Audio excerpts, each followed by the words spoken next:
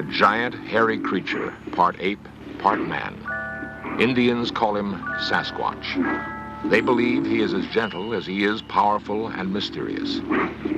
He's been seen many times in the rugged mountains and deep woods of the Pacific Northwest. The encounters have not always been peaceful.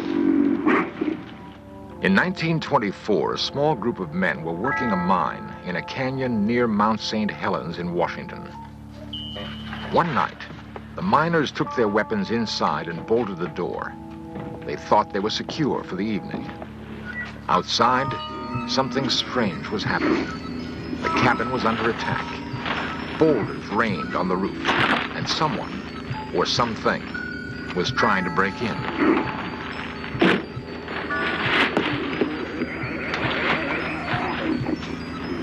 The miners later described their attackers as large, hairy apes. The siege lasted several hours.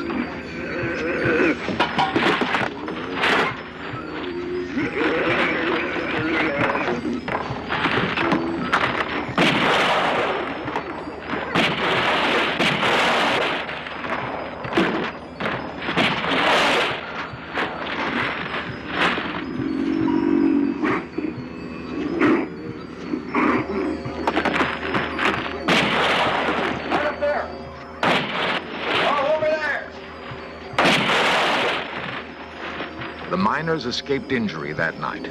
The area now known as Ape Canyon is one of the many places in the Northwest where man continues his hunt for this elusive creature we call Bigfoot.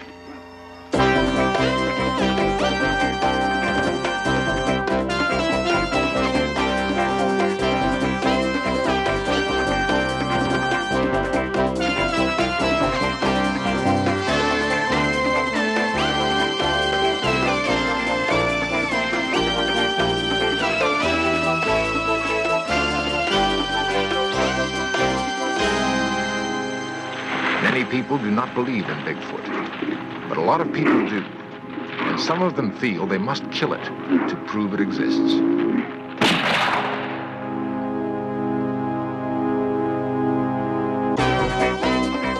This series presents information based in part on theory and conjecture. The producer's purpose is to suggest some possible explanations, but not necessarily the only ones, to the mysteries we will examine. To the Indians living along the Columbia River in Oregon and Washington, or those in Canada, there is no need for proof of Bigfoot.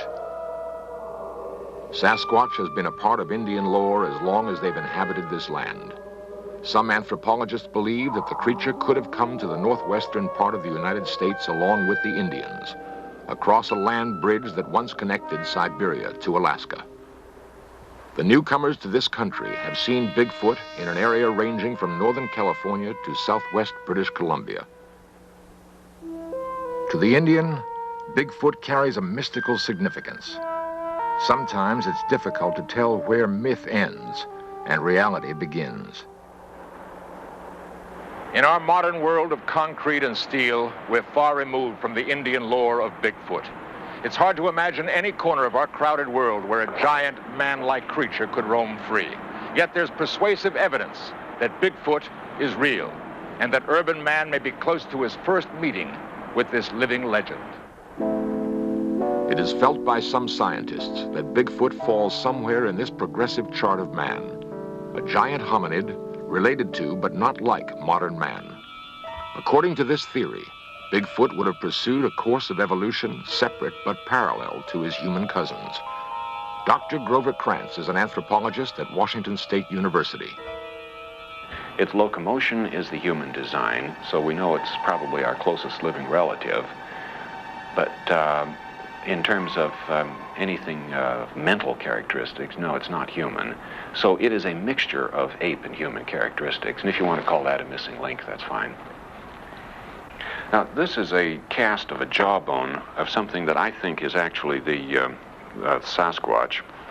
This is a jaw that's anatomically in between human and ape in its teeth, but it's much larger than any living ape, much larger than a gorilla, for instance. These are known from fossils about 1 million years old in China, and it has been named Gigantopithecus. And it has approximately the characteristics that our Sasquatch has. So I'm inclined to think that this species just simply is continuing today. The most convincing visual evidence of Bigfoot is a film taken by Roger Patterson in Northern California. Dr. Krantz believes it to be authentic. I've examined the film many times, watching it forward, backwards, stop framed, measured, and everything. And all of the anatomy of the creature is perfectly consistent. It just simply does not fit with a man wearing a suit. In fact, a suit of that size, we can establish exactly how big it is. There's no way a man could fit into it. The shoulders and chest are simply too wide. The feet are properly designed for carrying that kind of body weight, and that doesn't make any sense unless you've got a body of that size. And Patterson could not have faked any of this stuff. I talked to him about some of the things I saw, and he didn't even understand what I was talking about. Reports of Bigfoot sightings in the Northwest go all the way back to 1811. There have been some in other parts of the United States, but most have come in the area from Northern California to British Columbia.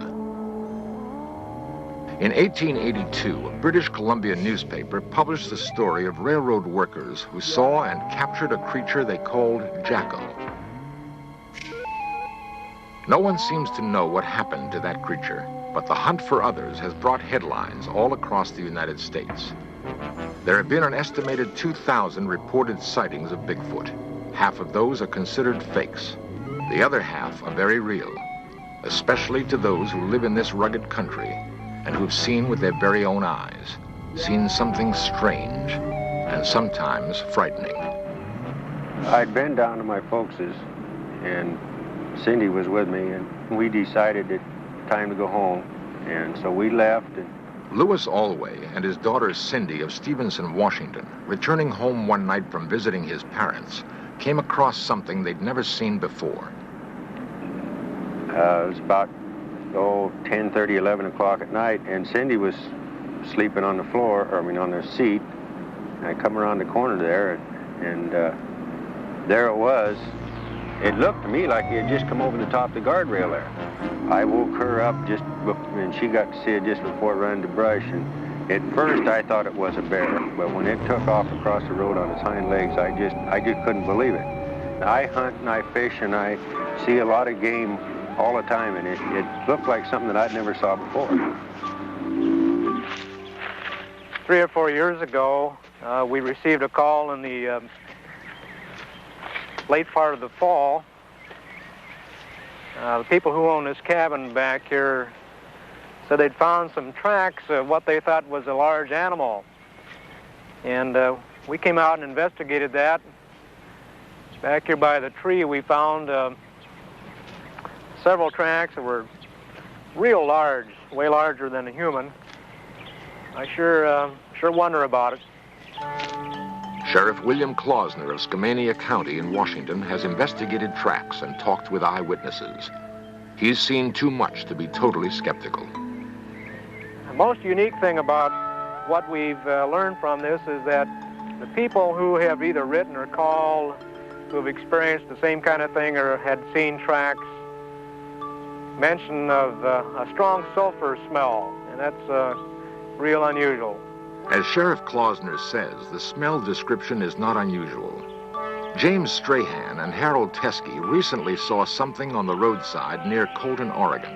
And there was a big, huge object on the left of the road, and I rolled the window down in the car, and this thing was approximately 3.5, 4 feet wide, about 6, 7 foot tall. And the odor of this animal, after I rolled the window down, was so offensive that I couldn't remain there any longer. And I was scared, too. And I've been around the mountains and around animals a lot, and this thing truly scared me. And so I got out of there and rolled the windows up in the car and went on home. And the odor of that animal stayed in that car until the next morning. It was still in there. 1 mile outside the Dalles, Oregon, several members of the Bigfoot Investigation Project and Information Center climbed to an observation point. They're led by Peter Byrne, 50-year-old adventurer and former big game hunter in Nepal. Byrne has dropped his rifle in favor of camera and binoculars. For 5 years, he's headed the Bigfoot investigation project and stalked these north woods, checking out every story and every set of tracks. His prey is elusive. We will talk to the person who says that they've seen one. We will talk to their family, perhaps to their employers or employees. We'll talk to the local police to see if they know them, to find out if the person is simply a joker, a hoaxer of some kind, or if they're a person of reputation and of known integrity. And then we'll go and see the person, we'll interview them, and of course we'll try and get to the place of the actual sighting as quickly as possible. One of the most credible sightings took place near Mount Hood, Oregon in 1974. 2 loggers, Jack Cochran and Furman Osborne, were working in an area of fallen timber. Cochran explains what he saw. I looked off towards the woods, and I saw these 2 long legs moving at the edge of the timber. And as this thing walked, it walked with a glide, and then it reached an arm out and kind of touched a tree as it walked by. And I saw these wide shoulders, and then it just moved off down the hill. J.C. Rourke and I were up on that little hill there and setting jokers, and the cat came down to the ladder and he didn't come back, so we decided to walk out in the woods onto the timber so we could be in the shade, and we heard this commotion there in the brush, and we saw this big monster going out through there. And I yelled for my buddy. I wanted him to see him, and I started running. I wanted to get a closer look at him, and we chased him over the ridge there, and at one time I was within 50 feet of him. Whatever Osborne chased through the woods left him far behind. Cochran, an amateur artist, tried to sketch what he saw. He was tall, long-legged, and hairy, very broad shoulders, and his head seemed to just spring up out of his shoulders, no neck. The arms were long and more in proportion than a human. There is persuasive evidence that men may be closing in on Bigfoot. What will the hunters do if they find him? And we'll just smooth it out a little bit, make sure it runs into all the cracks and corners, and that's really all there is to it. Peter Byrne, professional Bigfoot investigator. Before doing this, Hundreds of unexplained footprints have been found in these woods. They receive close examination by the experts. This is a plaster cast of an actual footprint here, and it's a 13.5-inch cast, and it has a number of peculiarities. One is the normal bulge behind the big toe or the hallux, and then there's a second bulge, and this is peculiar to all of the footprints that we have seen. Nobody really knows what causes this second bulge. Perhaps it's a muscle of some kind to support the enormous weight. This is a cast of an individual that's very obviously crippled, and I studied this at some length and found these 2 bulges on the outside of the foot. Anatomically, they have to correspond to a couple of gaps in the bones on the foot themselves. And the bulges in a normal human foot expanded to this size would have been here, but they're shifted forward. Well, anatomically, this means that the ankle weight is shifted somewhat forward. It's not just a gigantic human foot. It's the leverage has been redesigned. And this happens to be redesigned just exactly the way it would have to be for a 800-pound animal. So if the idea of that this was faked by somebody isn't quite so simple. If it was faked, it was done by a human anatomist who was a real genius, and he had to have laid out thousands of these fakes all over the place, and that just simply becomes impossible. Among the fakery that we have seen is a piece of film made in 1970 by a man in northern Washington. At first, it looked very good. It was a man in a fur suit, of course. The particular man tried to sell it to us for $25,000. And he told us that the creature in this movie was 8 foot 6 inches in height. But when we found the area, we were able to do our own measurements, and we saw that the creature in the fur suit, or the man in the fur suit, was a little under 6 feet in height. This is, I think, is a good example of the kind of fakery that we have encountered through the years. Throughout the Northwest, there are hundreds of men hunting for Bigfoot. Don Peterson, Jack Sullivan, and James Huskin have searched for several years. They believe the hunt will end with a bullet. Well, I think eventually somebody's going to bring one in. It's the only way. Pictures aren't going to be enough because there's been film taken of one of these creatures anyway, and it's in dispute. Like Jim said, if we take a bunch of pictures, they're going to be under dispute, and if you can shoot one animal, you might be able to save the rest of them from everybody else from shooting them too. And that sets up a conflict among Bigfoot hunters. Does it have to be killed to prove it exists? Through the centuries, the mighty Columbia River separating Washington and Oregon has cut a deep gorge on its way to the Pacific Ocean. It is a big, rugged, beautiful land where man holds a deep respect for nature. In Stevenson, Washington, they passed an ordinance setting a $10,000 fine or 5 years in jail for killing a Bigfoot.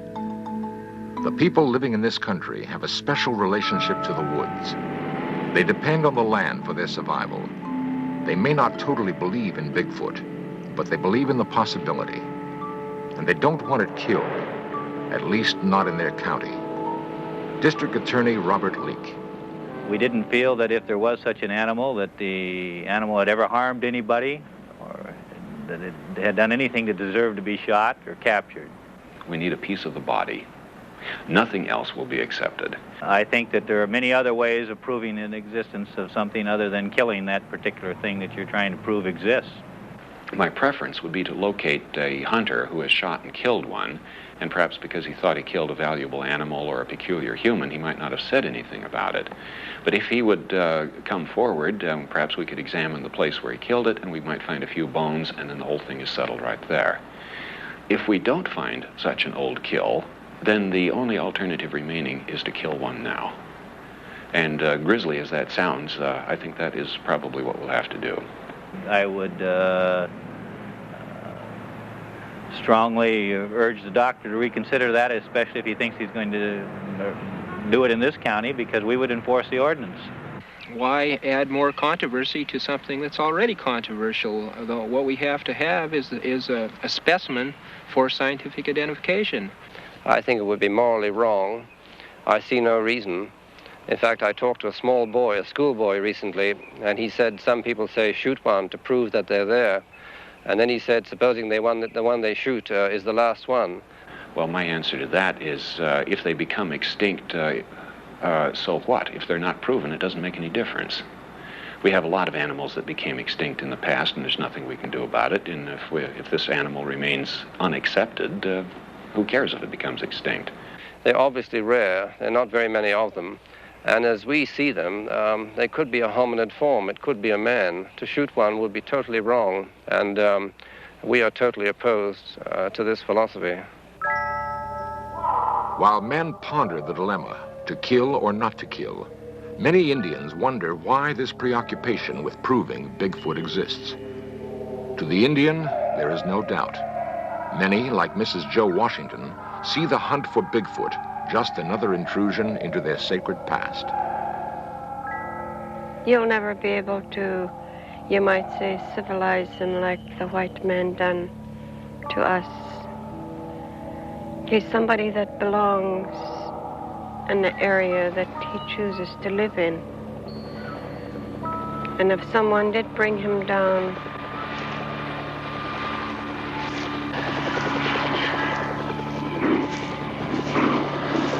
he'd never adapt to your way or even mine, because his way of life is entirely different from ours, mine and yours. And I always felt so bad when I hear of Sasquatch hunters that say they're going to photograph this man, or most of them refer to him as an animal. And from the stories and things that I was taught by my people, that he is not an animal, he's not a savage, he's a gentle being that just goes about his own way, collecting his own food, clothing, and lives where he chooses.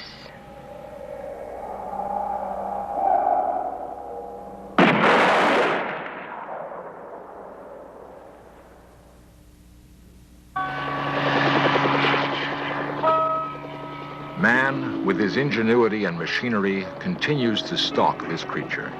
A creature described by the Indians as a gentle being, wanting to live in peace in his own habitat. A creature some scientists believe is a link to centuries long past. The gorilla is mentioned in Greek mythology going back hundreds and hundreds of years, and yet it was not discovered until the late 18th century. And the subspecies, the mountain gorilla, was not identified until early 1900. And there are other examples. The fossil fish that was discovered in the Indian Ocean only a few years ago, believed to be extinct for 80 million years. This is the coelacanth, and now it's known to still live off the coast of Africa. Is that the case with Bigfoot? Is this creature really a relative of the Gigantopithecus, a primate that lived over 1 million years ago in China? The land lends itself to hide such a creature. There is food for it to survive. It does not need man. But it may have to die at the hands of man to prove to him that there is such a thing called Bigfoot. If we assume that Bigfoot is real and that men are closing in on this seemingly gentle monster, then we must prepare for that first meeting. To have eluded us for so long, Bigfoot must understand men very well. The burden will be on us to understand him. Bigfoot may well be waiting for some sign that we're ready.